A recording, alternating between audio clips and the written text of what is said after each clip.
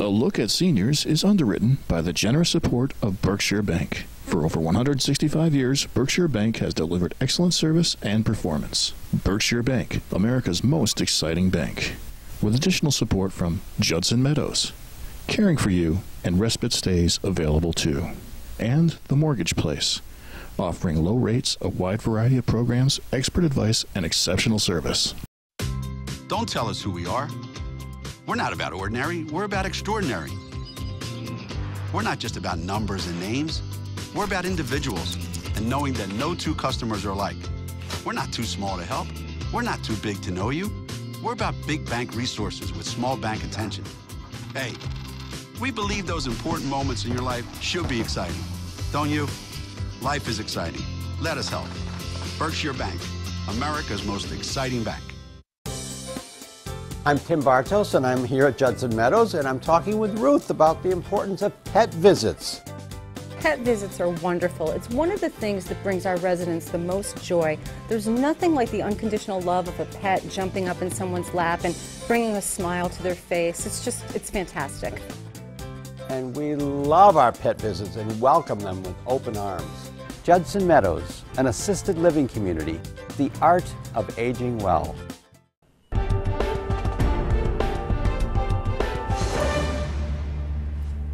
Welcome back, everyone. Well, this week on Look at Seniors, we have a really interesting topic. Actually, every topic is interesting. The more you learn about this subject, the more you want to learn. Deborah Obenhoff owns a company called Home Helpers. And as Lois Celeste, who is the executive director of this Saratoga Senior Center, will attest, we really are sort of revolving this whole series around two words that just resonate with me every single week: dignity and independence. And there's so much to be said about both those words in terms of this topic. Right, Lois? Maintaining it as long as possible. Yes, that's right. Whatever we can do, whatever services are out there that we can connect it. Yeah. So, Deborah, Home Helpers, let's tell our viewers a bit about what this organization does. Sure. Yes, we're a locally owned business, a national franchise, but it's a licensed home care agency. And we offer companion services as well as licensed home care services. Mm-hmm. So we're licensed by the Department of Health. We assist people with activities of daily living and, as mentioned, help people stay in their homes as long as possible with services. Gotcha. So our place of work is in the home. Now, I want to go back over the two things and go more in depth on these. There's two types of help that you offer. So companion help, let's talk about that. Sure. Companions are usually the entree into services for folks. We offer transportation, meal preparation, light housekeeping. We can help people do laundry, change bed linens. So normally when people start to realize they need a little bit of help around the home, we can offer companion help. That's usually when folks just need a little bit of help in the home, maybe to get out and do some errands, do some grocery shopping, maybe some transportation to doctor's appointments, and like I said, some light housekeeping around the home, because maybe they're not keeping up with that as well. Yes, I got you. And then that would move logically into the other kind of care that you provide, which you defined as health care. Well, right, assistance with activities of daily living. So that's where we became a licensed agency with the Department of Health. That level of care is care that's ordered by a physician. I do have RNs on staff who go into the home and assess the clients for do a nursing assessment, write a care plan. The care is actually provided by personal care assistants or home health aides. The nurse oversees that level of care, manages that level of care with the aides. But that's what actually hands-on care. So they help with mobility, they help with bathing, dressing, toileting. So they do all of the in-home management the companions do. So they do the housekeeping and the transportation as well. But they also do that hands-on care with the helping with the bathing and dressing and the higher level of assistance in the home. Right. Now, Lois, I've noticed over the weeks that we've been talking about this, the senior center there is really a resource center for all of this. We've said many times that Lois sees people come in on a daily basis, and over the years you see the changes in those people, and as you identify needs, you go to all the resources to try to fulfill those needs, right? Sure, sure. So in this case, tell me about it, how it works. Again, like you said, we try to be a one-stop shop. We're going to see folks, they trust us. Right. They know that whatever resources we connect them with, we trust them. So it's part of our job to know what's out there.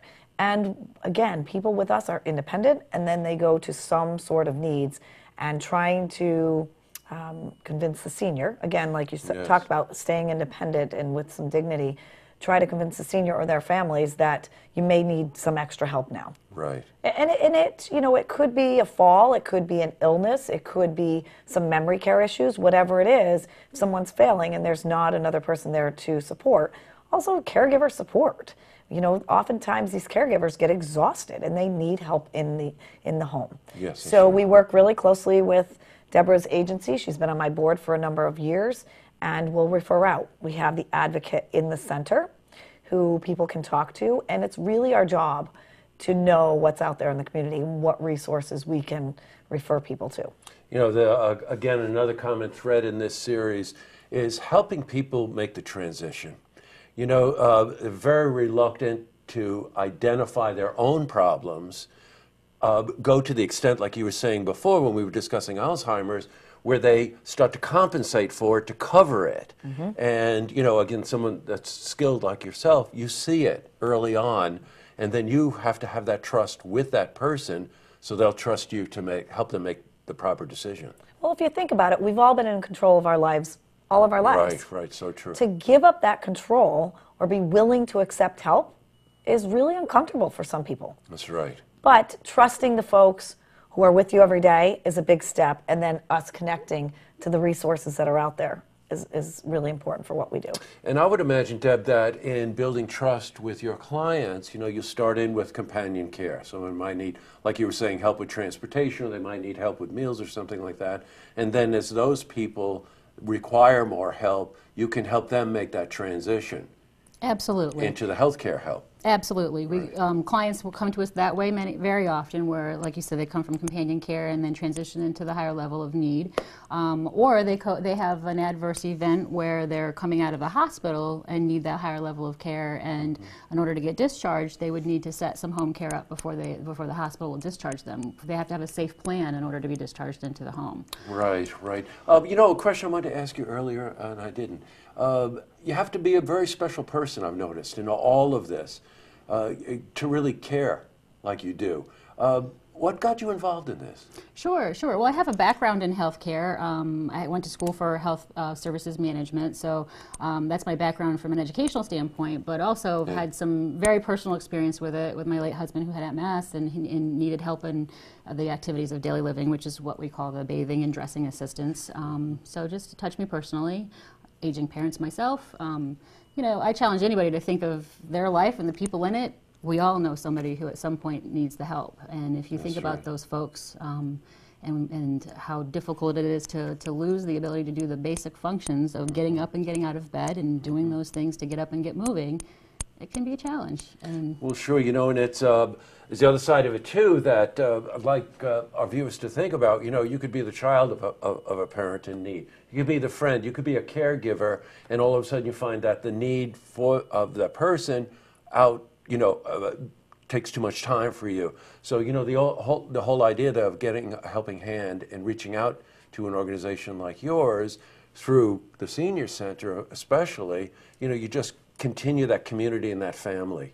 Well, I'd like to point out too is that, like Lois had mentioned, is the caregiver stress is not to be, you know, discounted. I think many folks think that if they are the one caring for their loved one, that they have to do it all. And we have seen so often that that's the person who gets ill first. Yes, that's gets more ill than the one they're caring for, because it takes a lot to care for somebody 24/7, and one person can't do it all. So we always recommend that folks reach out for resources. Take care of yourself first. It's kind of like the airbag coming out of the airplane. Give yourself the oxygen first, because otherwise you're no good to the person you're helping. Oh, thank you. You know what? You've seen the phone numbers on the screen. You always know how to get a hold of Lois at the Senior Center. You can get a hold of Deborah at Home Helpers. I really want to close with something that really makes so much sense to me. You were saying something in my office earlier, that, you know, the sooner that you get the help, the longer that person remains independent and healthy. Sure. And that makes all the sense in the world. You know, we tend to put these things off. Get to it sooner. If you get to it sooner, the help is there, and that person at the receiving end really benefits greatly from it. Sure, yes. And I think we've talked about that almost in every segment. I know. Is the resistance to ask for help, but once you take it, how much support it is and important great. it is. Well, Deb, thanks very much for coming in. Lois, great to see you as Thank always. We're not going to see you next week, but we'll see you the week after. Yes. Okay. Thank you. Have fun traveling. To see this interview again, you can head to our website, looktvonline.com.